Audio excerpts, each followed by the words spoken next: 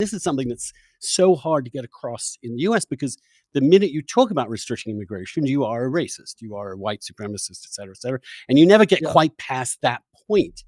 But the yeah, point is that Brexit, far from being this harbinger of anti-immigrant sentiment and xenophobia, has actually reduced that in British culture and has sort of slightly neutralized that issue as that vital to Britain's future, which is completely counterintuitive to what you would think if you were just reading correct. the I wouldn't US even press, for say I example. wouldn't say slightly neutralized it. I would say, it's really with one single exception, which has bubbled up this year of this issue about boats, the French pushing all of these asylum seeker boats across the channel.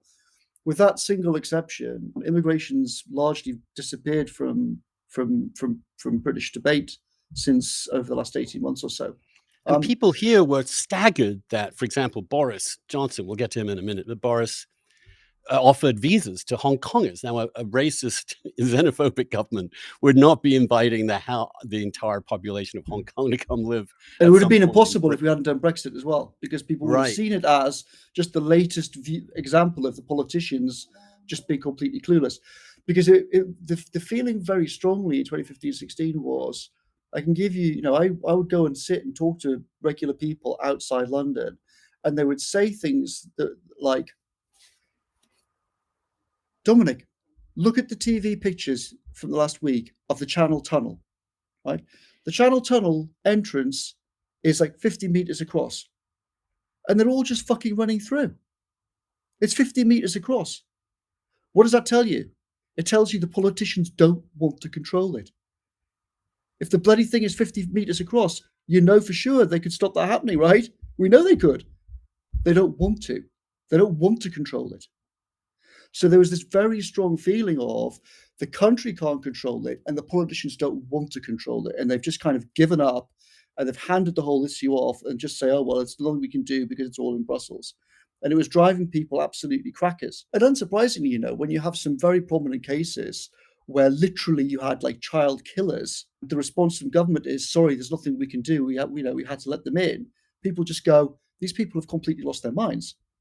And it kind of Right. connects to issues around terrorism and national security things, and and all of these sorts of things. It's like, well, the people in charge actually are not fulfilling their core function, which is trying to keep us safe. And that, of course, does then fuel, if you've got all the mainstream parties parroting this bullshit, then of course it opens the door across Europe to, well, political entrepreneurs who are going to be the only people who say sensible things.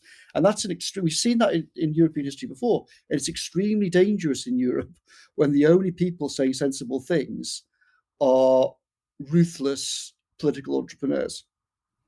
Yeah, David Frum has a line that if liberals don't enforce borders, fascists will. And it's roughly your position that, in fact, the responsibility of any government is to ensure the integrity of the borders of a country. It seems to me pretty big. I thought Trump's most potent message was, if you don't have borders, you don't have a country.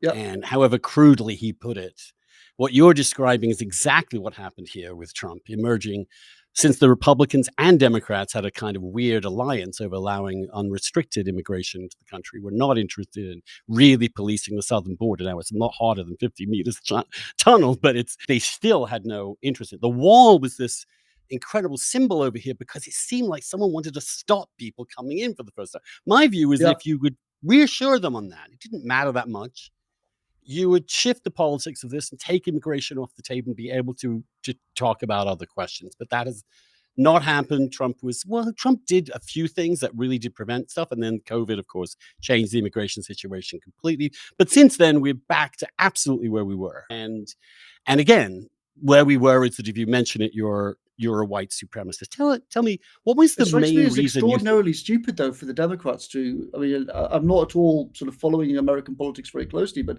just a little bit that I see at the moment of the border situation being complete chaos, similar to Britain in summer 2015.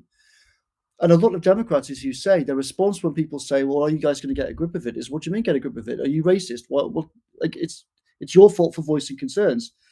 You can't have a stronger combination more likely to put Trump back in the White House.